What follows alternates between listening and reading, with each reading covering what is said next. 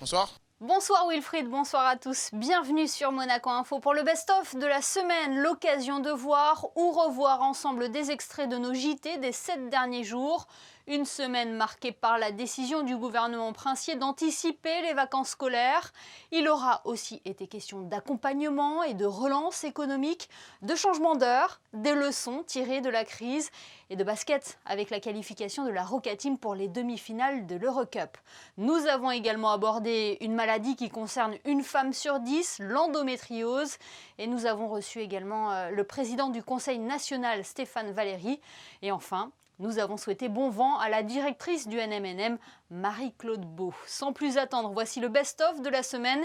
Il est préparé par Sébastien Mésadry. Monaco s'est toujours distingué par sa singularité dans ses mesures sanitaires. Pourquoi avoir décidé d'avancer les vacances scolaires au 9 avril ?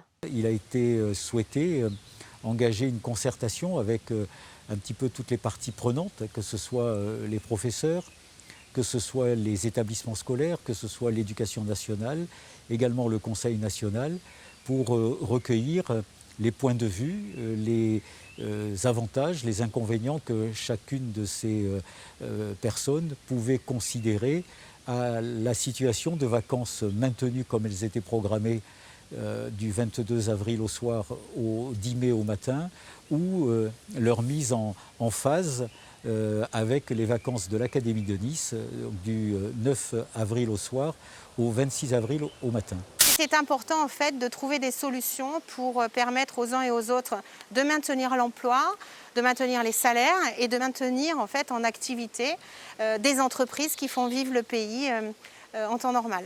Et au niveau des aides, disons que la CARE poursuit ses travaux et suit en fait l'évolution des bénéficiaires de l'aide. Là, nous avons renouvelé au titre du premier trimestre les aides pour ces secteurs qui sont particulièrement impactés et surtout impactés sur la durée. Je parle notamment de tout ce qui est lié à l'événementiel, au tourisme, au voyage, au marché lié à l'international, la restauration, les salles de sport aussi, bien sûr. Donc, en termes de perspective, je dirais que c'est extrêmement lié à la situation sanitaire, vous en doutez bien. C'est aussi lié extrêmement à l'évolution de l'international. Qu'est-ce qui va se passer en dehors de nos frontières ? Est-ce qu'on aura le droit de voyager ? Qui aura le droit de voyager ? Comment et vers où ? Et donc, ce sont des questions en fait qui sont étroitement, qui ont un impact énorme et direct sur notre économie. Ce qu'on peut noter, c'est que des gens ont voulu créer des entreprises. Alors pour certains, ils ont perdu un emploi. Il faut qu'ils réinventent une activité pour avoir des revenus. D'autres avaient des activités qui sont fortement impactées, qui ne reviendront peut-être pas comme avant, donc ils se réinventent. Et puis aussi, on a remarqué en fait une nouvelle, on va dire, tendance, un certain nombre d'entreprises qui veulent créer dans le numérique. Le Fonds bleu a eu son effet assez direct aussi sur ces créations d'activités.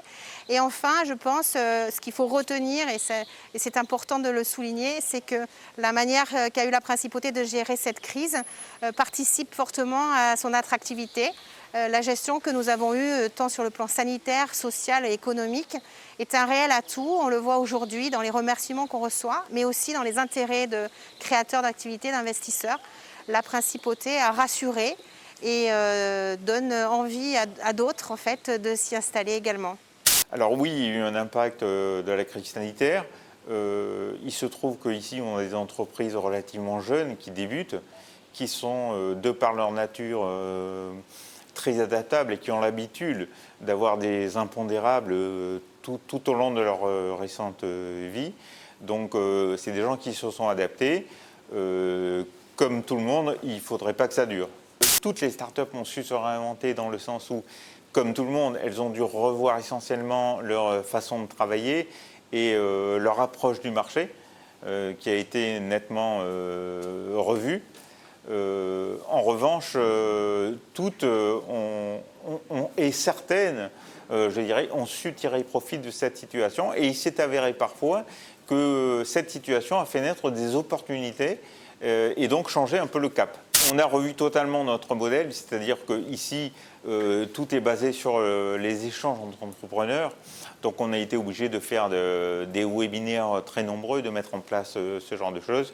Mais on a fait aussi des accords avec des incubateurs étrangers. Et on a essayé d'ouvrir ces nouvelles portes d'une façon différente. Et puis bien sûr, notre proximité avec l'écosystème a fait que, et avec le gouvernement aussi, a fait qu'on a assisté nos startups dans l'accès à toutes les aides qui pouvaient exister. Comment avez-vous traversé la crise ?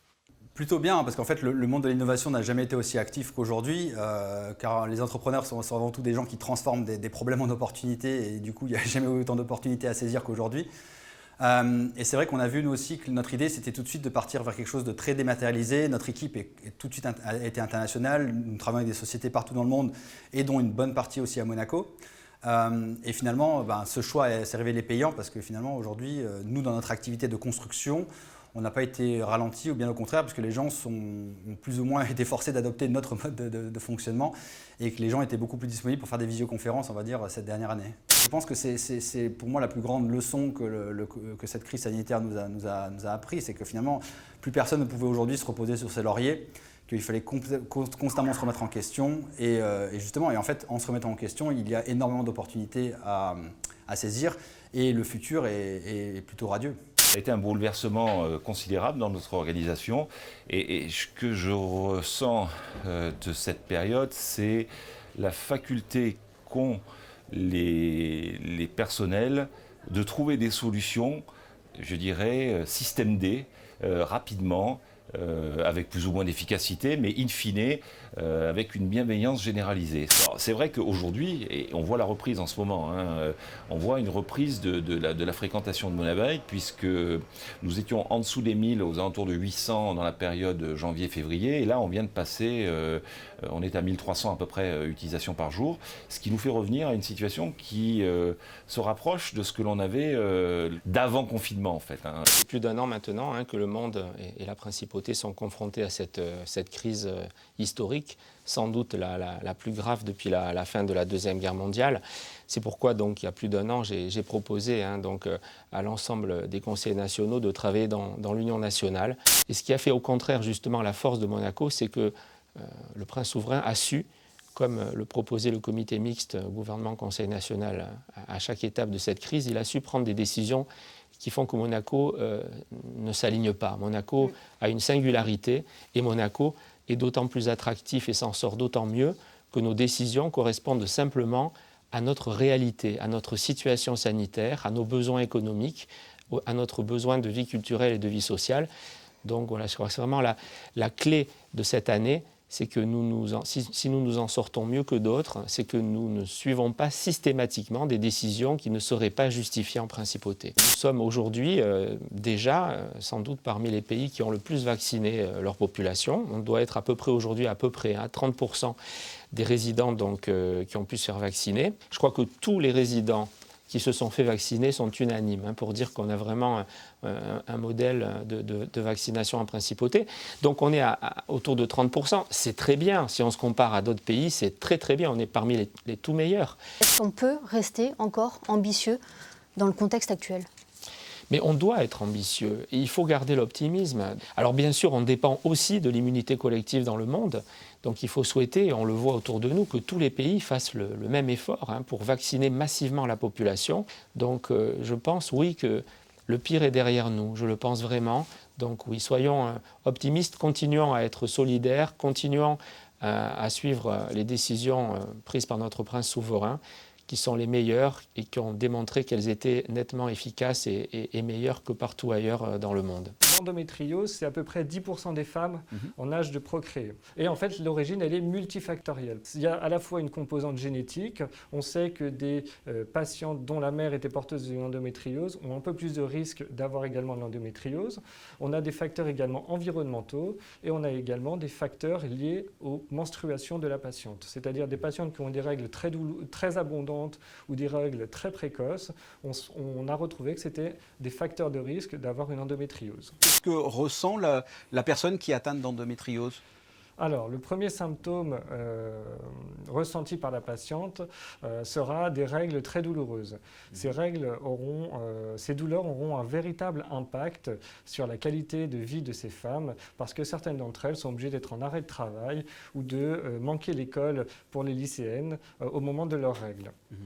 Les autres symptômes que l'on pourra retrouver dans l'endométriose seront des douleurs lors des rapports sexuels, ou des troubles digestifs ou urinaires au moment des règles. Et enfin, le dernier symptôme des patientes atteintes d'endométriose sera la difficulté pour ces patientes de tomber enceintes. Le 7 décembre 2015, on avait signé la convention entre le centre, le haut gouvernement et la fondation qui avait établi un plan de financement et un plan d'attaque sur 3 ans. Et nous en sommes maintenant en plein milieu de la deuxième tranche de la convention, donc ça va faire 6 ans. On a réussi à lever, en partenariat avec le gouvernement, 500 000 €. Ces 500 000 €, ils ont servi au projet en lui-même, avec l'achat de matériel, l'achat de petits appareils, de gros matériel, où il y a eu un investissement, on va dire, colossal, l'équivalent de presque 2 années de financement. De plus en plus de collègues chercheurs de nos équipes en cancéro s'intéressent à cette thématique des cancers pédiatriques du cerveau et apportent leurs compétences particulières dans le domaine du cancer pour aborder les choses avec des angles différents et évidemment toujours dans l'optique d'essayer de faire des découvertes vraiment intéressantes qui, peut-être dans le futur, seront appliquées en clinique. Que retenez-vous de ces 12 ans parmi nous? Écoutez, la liberté, de pouvoir travailler avec une équipe que j'ai choisie, formée pour certains, vraiment assez étonnante, d'avoir ce côté international et puis d'être sur ce bord de Méditerranée qui dit un peu l'histoire du monde. J'ai eu une liberté absolument incroyable. Bon, après, c'était pas tous les jours dimanche parce que il faut se bagarrer, surtout pour l'art de notre temps, l'art vivant. Vous imaginez, c'est d'ailleurs le texte que j'ai signé pour le catalogue de l'exposition Marginalia, ça s'appelle l'art contemporain. Parce que je l'ai tellement entendu dans ma carrière, depuis Grenoble jusqu'à maintenant. C'est non-stop, hein. L'art contemporain, alors c'est content, C-O-N-T-E-N-T, mais aussi content, C-O-M-P-T-A-N-T, ce qui veut dire que c'est plus aussi la période actuelle. En quoi le changement d'heure influe sur l'individu, sur son métabolisme? Il me semble que c'est plus un problème de synchronisation avec le soleil, hein. Le corps, il réagit au soleil et on sait que si on n'est pas bien synchronisé sur le soleil, ça joue sur le soleil, ça joue notamment sur le sommeil et sur l'état de santé de manière générale, hein. Les gens qui travaillent de nuit sont connus pour avoir une espérance de vie quand même réduite. Le souci principal, hein, c'est de synchroniser tous les pays entre eux, hein, parce qu'il y a quand même beaucoup de choses qui dépendent de l'heure vraiment qu'on utilise, hein, notamment les transports, hein. C'est pour ça que d'ailleurs en Europe, normalement, le changement d'heure, même si tout le monde n'a pas le même fuseau, tout le monde est synchronisé en même temps pour éviter qu'il y ait des problèmes en fait, au moment du changement. C'était un match solide, je pense qu'on a fait un match correct collectivement, on s'est battu jusqu'à la fin, c'est une très bonne équipe qu'on a joué. Et je pense qu'on a fait le maximum pour essayer de remporter ce soir et ça a passé pour nous. Et je pense que c'est vraiment une grande victoire pour nous et pour le club aussi. Will, vous marquez aussi l'histoire du club en accédant aux demi-finales de l'Eurocup. Une première, c'est une bonne chose. Mais bon, on sait que voilà, le chemin n'est pas encore fini. Je pense qu'on a vraiment l'équipe, une équipe pour aller jusqu'au moins en finale, jusqu'au bout. On a des très bons joueurs. Et on joue aussi ensemble, on a une équipe qui peut être très bonne défensivement aussi. Je pense que quand on arrive à bien défendre, on peut vraiment être la meilleure défense de l'Eurocup. Et moi, je pense qu'on a nos chances. Après, ce sera aussi de voir comment on va jouer en demi contre une bonne équipe de Grande Canaria. On a l'avantage de jouer à domicile le premier match, donc j'espère qu'on arrivera à bien commencer et à gagner la victoire à domicile, pas comme on l'a fait contre Budućnost. Et nous suivrons bien évidemment la Roca Team dans ses aventures en Eurocup. Avant de nous quitter, petit détour par internet pour découvrir les vidéos qui font le buzz sur les réseaux sociaux.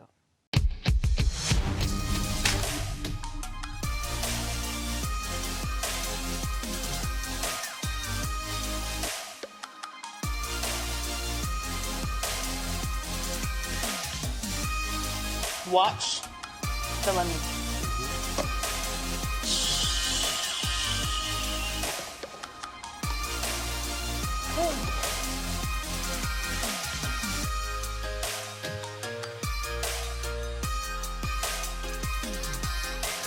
benissimo, a te fortuna, a te fortuna, a te fortuna, non mancherà. La la la la la la la la la la la la la la la.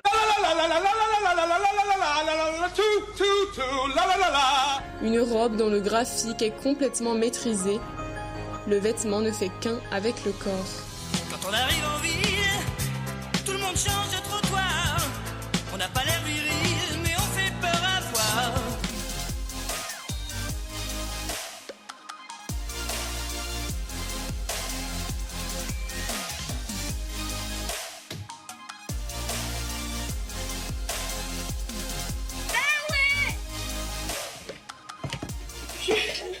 Le best-of est à présent terminé. Merci de nous avoir suivis. Rendez-vous demain pour un nouveau JT, de nouveaux invités pour que vous soyez les premiers informés.